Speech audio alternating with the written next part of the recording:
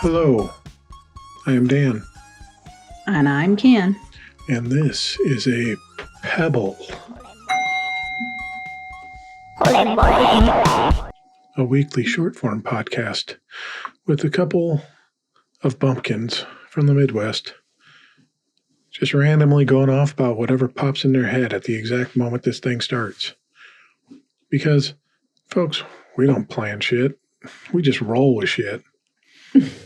And as we try to think of something to come to, we have a sponsor for this Pebble. Let's see here. Are you tired of your car smelling like car? Well, buckle up, Buttercup, because the scent revolution is here.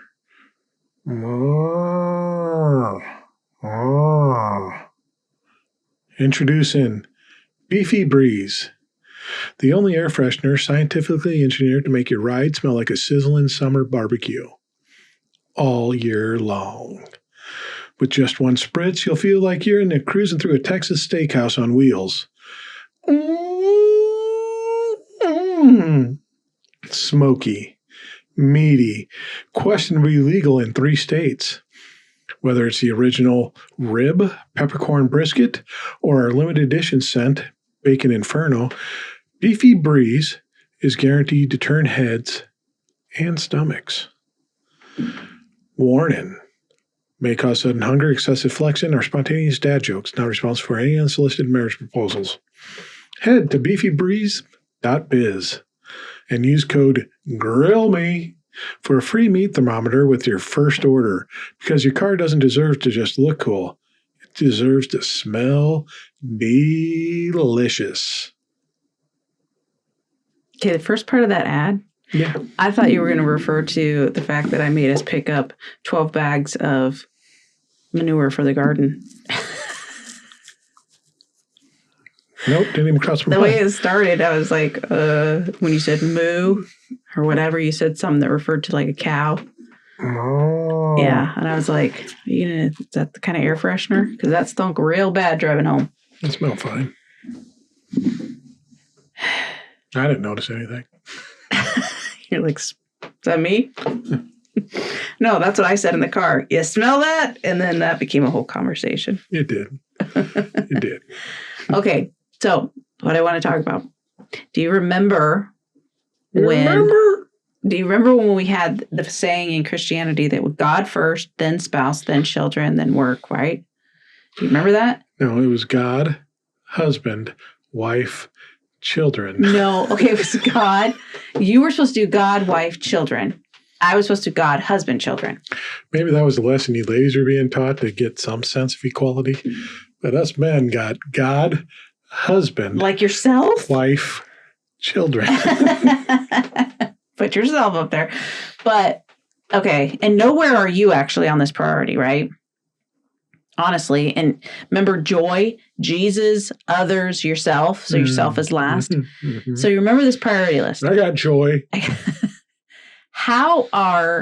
My question is like, how did we actually know we were putting God first? And like, what did that cause? Because it wasn't, first of all, life isn't like a priority list like that. Like I don't even know how we were doing it, but I think what it created for me is kind of like when we were talking to the Sarah Mott, and she was saying that OCD that you get in Christianity, mm-hmm. where what it caused for me was like you were supposed to be thinking about Jesus as much as possible. So sometimes I would feel guilty when I hadn't been thinking about Jesus. Praying without ceasing. So you're supposed to like talk to God all the time or prayer all the time. Every thought was supposed to be about God throughout the day. Yeah, like then we'd ask the creates questions insanity. How is that possible? How can I function in life if I'm constantly thinking? I mean, you probably could, because that's how your brain works. How could I do that? You're all over. You can carry on 10 different conversations. But that's not what it's saying. It's saying God first. Like, I couldn't be in this other conversation without thinking about God. But you could, I'm talking about praying without ceasing and constantly thinking about God. You could constantly think about God and think about something else. Someone like me, that's very compartmentalized.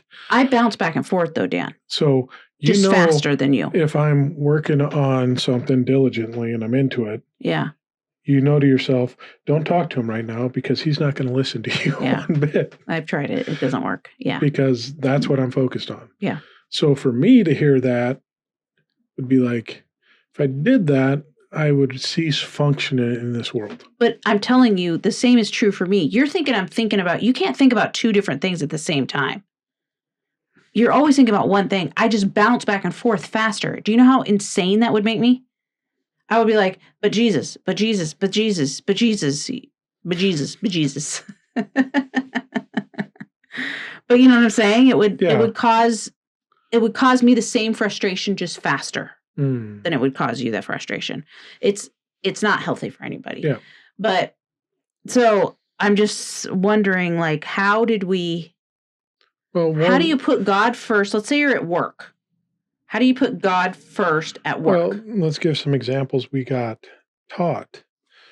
We were taught putting God first financially meant pay your tithe, right? When you got your check, the first thing you filled out. Off of the gross. They were very adamant about that. Yeah, off of the gross, not the net. You put down your tithe. And remember, we were at that Seventh-day Adventist church, and the guy was in that small group we were in, and he was talking about his bills weren't matching up. I couldn't get my budget to work. Every time I tried to rearrange things, cut this and add this and do that, I would not have enough money. But then I realized I was doing something. And then I went through and I put down my tithe first on the budget and then filled everything else in. And I was able to afford everything. And you know what we did? What? God is good. Wow, that's God amazing. is good. Holy, wow. Look at it. Just put God first and everything falls in line. Okay, so how do you put God? Okay, you're at work, you're a mechanic. How do you put God first there? You know, anytime you talk about God to the customers? In life, you were taught that whenever anything happened positively, that was because of God. Yeah. Don't take credit for that. So if this guy brought in his car that he's had at 4 other mechanics, they couldn't figure out why it was making this sound. And I looked into it and figured it out. You say, I give God all the glory. God gave that to me. You know, it's not me, sir. You know, when it's the guy's God. Like, how did you do that? Well, you know, it was a revelation from God. Yeah. It wasn't me. I just prayed and God gave me the answer. You think the famous part is the athletes.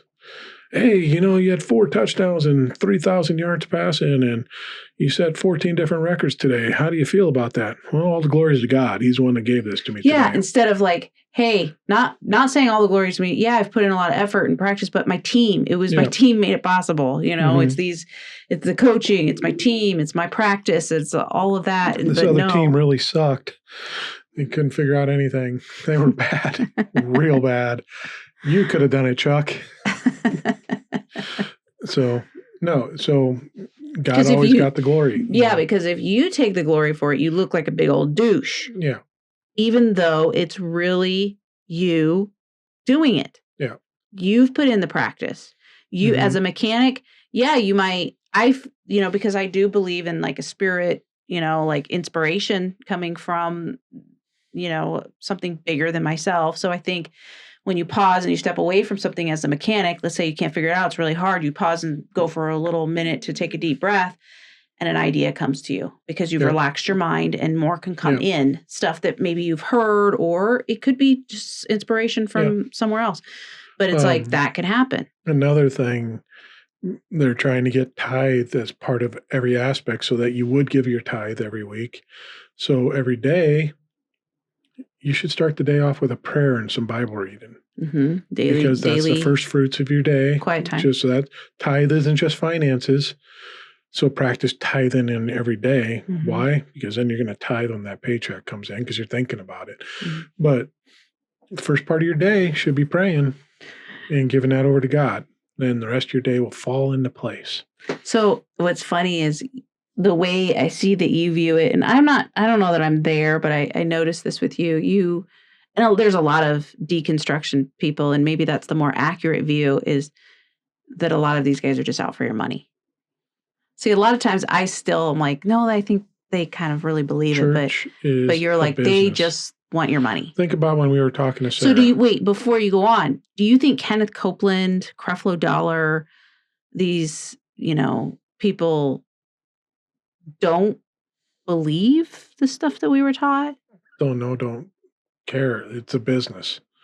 Think about what Sarah said when she was in the church plants committee. And when she suggested, well, why don't we just meet in a park and have hot dogs and that could be our service? Mm-hmm. No. We need to have a building. We need to have a PA system. We need to have lights. We need to have all these amenities put in, because this is the business we want to run. This is the model that we have to run. Well, where are we going to get this money? Here's a book on how to befriend rich people so that you can guilt them into giving you money. Who was we talking to? Was it Brad? It's one of our guests we had on. I can't remember which one. Was you always befriend the wealthy people in your church. You never offend them. You cater your messages to the wealthiest people in your congregation. So it's kind of like our politicians because today. They're the ones that are going to give the most money. So if you cater your message to them and they approve of it, their checkbook's going to lighten up. And when Dan and Can are sitting in the back with 4 of their kids in raggedy clothes and spit up all over them, if it hits that week, okay, we'll get their $20, but that doesn't matter because we're going to get, a few thousand from this guy this week. Mm-hmm. So we're going to cater to that. Yeah. It's a business. Yeah, I know it is. It's just, I guess in some ways, this is just my naivete, I guess, a little bit with these people. I still want to believe that some of them really believe it. The people are believing it. Yeah. They're the faith. But are the people in charge believing it is my question. Or are they? I think a lot of them are. The ones that we've known do believe it.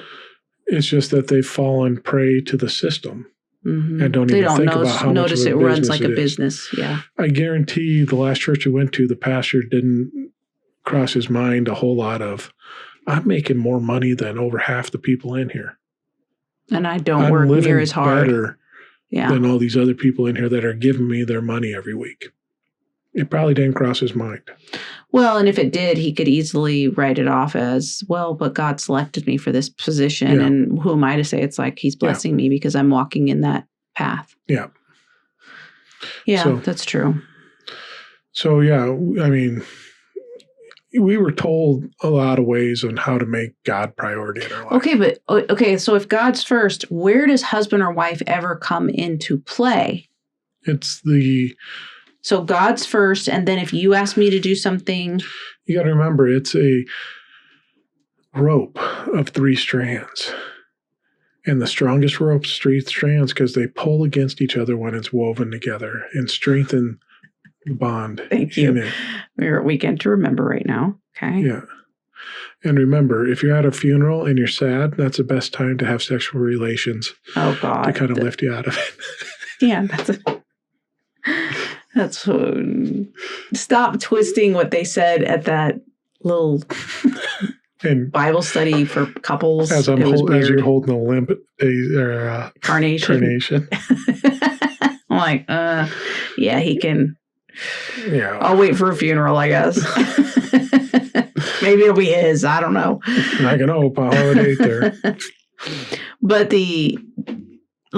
so if what God said disagreed with your husband, is this how this worked? I can't really remember, but it's like, how are you having this priority? I don't understand, because life doesn't work like that. There's not this hierarchy. It's just sometimes my attention is on you. Sometimes my attention's on the kids. Sometimes my attention's on work. Sometimes it's just this harmony of balance. Yes, you want balance, but they're not teaching balance. They're teaching heavy on the God. So then you have some people that go all out. We have people that we know that they give everything to God, and their idea of giving everything to God is going and becoming a missionary. It was supposed to be this magical formula that the more you gave to him, the more that light of him reflected off of you, and people could feed off that light. And you're doing the higher calling. As my wife if I was completely devoted to God, you'd be able to be like, oh, I'm basking in the warmth of God off of him because of his just praise. I think is actually what they were thinking. That was what's going to happen. So like if I'm a really, really quote unquote godly wife, meaning I guess their idea would be a trad wife, right? Mhm. That's the closest probably. Even though that's nothing like the Proverbs 31 wife who had several businesses and whatnot, you know. But okay, so a trad wife, it would be the American fundamentalist Christian idea of the perfect wife. Then what? Then you will just the glory off of your sacrifice. So that's putting God children. First. Yeah. And then it will affect husband and children? Yeah, the husband would be able to just reap off that glory that was being... So if you put God first, because that was their big thing, put God first. Yeah. Like he's this little idol that you can just place places, you know. I'm going to put him first. Like, why can't he just make himself first in everybody's life? Mm-hmm. So you put God first. And then if I do that and I follow God solely, but then what happens is it can create this dynamic where people become missionaries. They take their children, they rip them out of their schools, their communities, and take them to a foreign land to, I don't know, build houses where they could build houses there themselves. Mm-hmm. And they're bringing Christianity to them, right? So they're putting God first. Their children, a lot of times, suffer. Their relationships suffer too. Not always, but... Sarah talked about that. Her parents neglected the children. They were never home. The funeral, the celebration of life service of our friend that we went to in February. Mm-hmm. And you heard the family talking about, well, they were missionaries and they were never around, so we never saw them. You know, we went 10 years without seeing Grandma and Grandpa. Because Grandma and Grandpa were missionaries, right? Yeah. They were busy off in whatever foreign land. They were doing the godly thing. And you can't even speak out against it. You can't even say, you know, why don't you come see us more? Because you look like a douche in that family because they're putting God first and you're trying to be over God. Mm-hmm. Yeah. And then there's people that we know who have become like missionaries, right? They've just given up everything. And in a way, there's this belief that God owes them because they've done that. But they would never say it that way.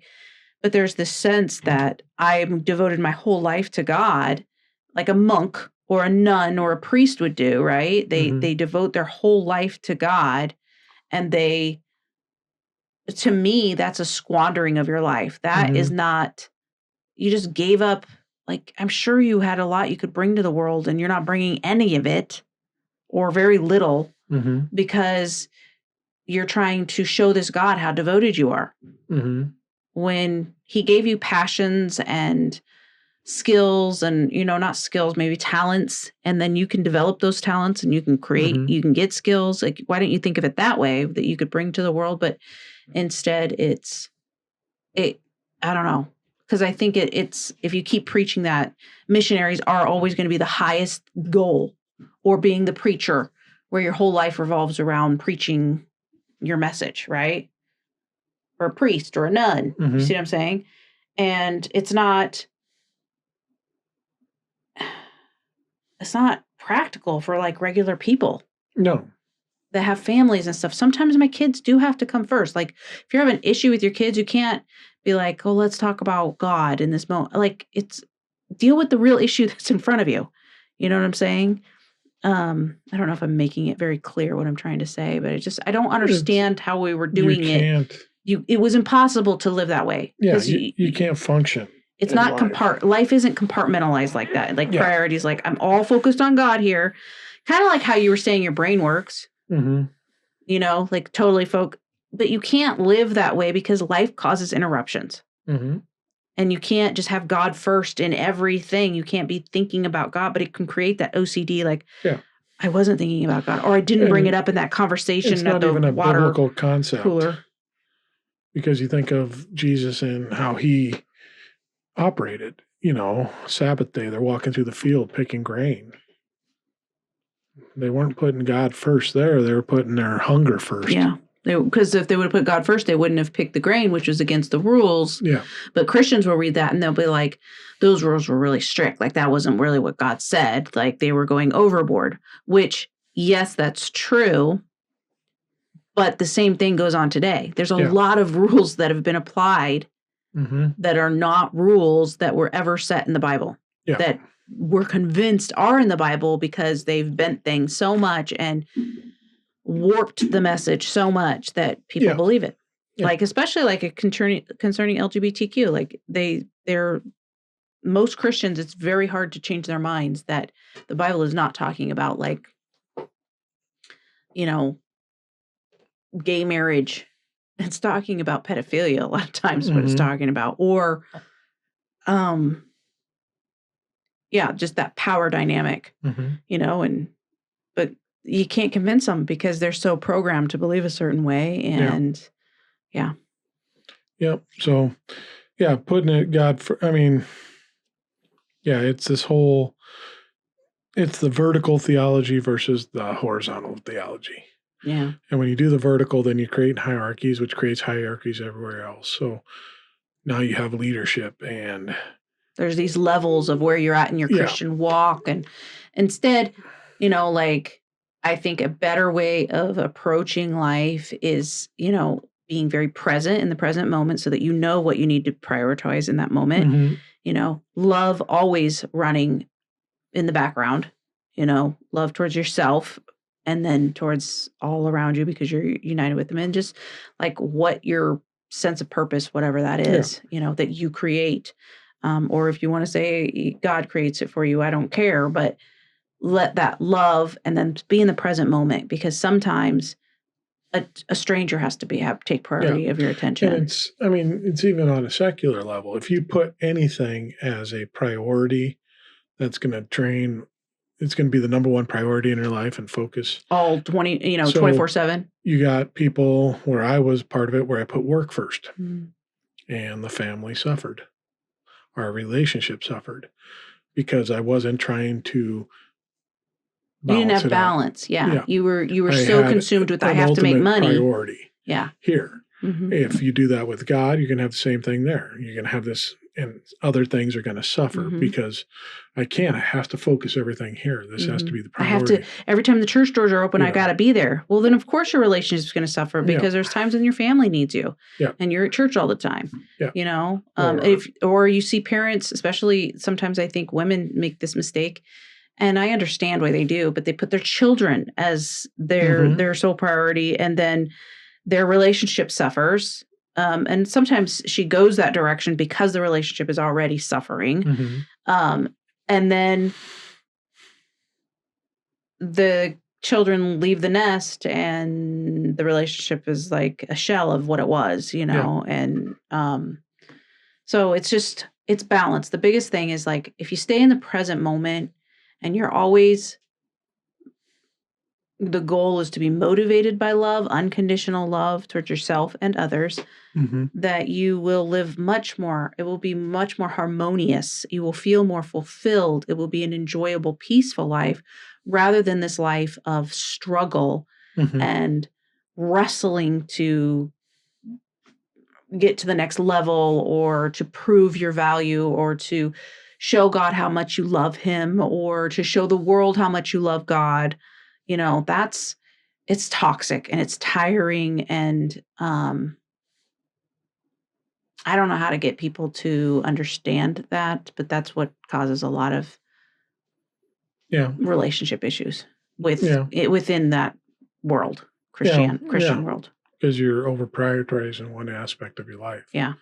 Instead of showing the balance that needs to be done.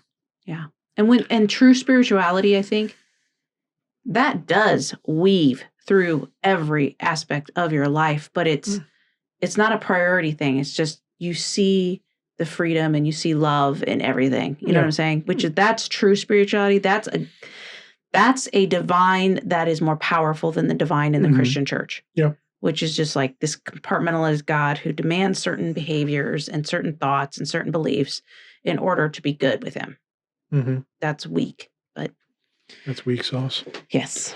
So, I think Yeah. When you try, I think that's part of the aspect of it too, is if you try to prioritize everything on this, you can instill guilt and shame. Mm-hmm. And it's a convenient scapegoat. Oh, why's your life going to shit? Have you been putting God first in your life? Yeah. Oh, no. You've been rooting for your sports team too much. You haven't been to church. You've been working too much. Mm-hmm. You haven't been here too much. You haven't been reading your Bible. I noticed your tithes have been dipping off lately. Yep. So you haven't read your Bible. Mm-hmm. So it's a convenient excuse on, well, now you got to prioritize. Instead of, no, your priorities are out of sync. You need to focus on everything in your life and not just, you need to give equal balance to a lot of the other relationships in your life, and you're stealing from them now to focus on this other thing. Well, and a lot of times people are pushed into these positions, like going back to the mother. A lot of times a mom who ends up devoting her whole life to her children is, first of all, she's taught that that's her whole value, is being a mother, basically. Yeah. But the husband steps back and just lets her do all the raising and making all the decisions, and she's had to. And so, of course, she's going to have to, because she's taking care of all of it. Mm-hmm. And then you go to like a man with his job and you put the pressure on him, like, you need to provide well for your family. Well, you've also made it very difficult in the culture we're in to go to college and to get the education that would help you get that, and not all of us were born with that privilege of having, parents mm-hmm. that will pay for it. And so then you're in a situation where you're in a job that you got to work a lot harder, and maybe you have to take on multiple jobs, and you know what I'm saying? Because they've created these roles that we have to fit. And that's part of the message from God too, mm-hmm. So it's like, which one? Do we spend time, do I have my quiet time, or do I take care of my children in the morning? Yeah. Oh, no, you just get up earlier. Oh, so I just sleep a lot less, mm-hmm. Or, to the guy, like, no, you provide well. You need to provide well. Well, so I don't spend time with my family. If I do that, I have to spend time with my family, and we're going to make less money. It's just a whole catch-22. And the other thing to conclude this with is that it takes the focus and puts it on God, and takes away any focus on yourself. Mm-hmm. So you can't look at self-reflection, because now you're focusing on you. You have to die to yourself and have to give 100% of yourself. Yeah, your physical needs go out the window. Yeah. Self-care, basic self-care. We're not talking like meditation, just basic self-care. Yeah. Sleep, eat, and all that. Yeah. So you need to take and die to yourself, and the best way to show that is giving everything to God, mm-hmm. which means you're giving everything to the church. And that means service and everything else, because that's how you give to God. You build the church. Yeah, it's his business. Come on, support his business. So, that's something we can dive into more on another day, too. So, excellent topic, Can. But go to danacan.com. Check it out. All their stuff's on there relating to dropped stones and Deconstruction Industries. Got Candy's hypnotherapy, Candy's blog, Candy's Substack, Candy's, everything on there. So go there and check that out. Give us 5 stars. Prioritize us. Put us as your number one. No. And 5 stars. And reap the benefits. Feel the power flow off us. Give us a moment of priority where you click 5 stars. That's all you got to do. Give us that one little second. Remember, it goes Dan and Can. No. We're not creating a cult here. Spouse. Children. Anyways, do that on YouTube. Hit that like. Smash that subscribe. Subscribe to my Substack, too. I would really like that. Subscribe to Candy Substack. She would appreciate that greatly. Give of yourself to Candy. Prioritize her Substack. And remember, listen to us. Because we have words that we like to say. That's all. Bye. Bye.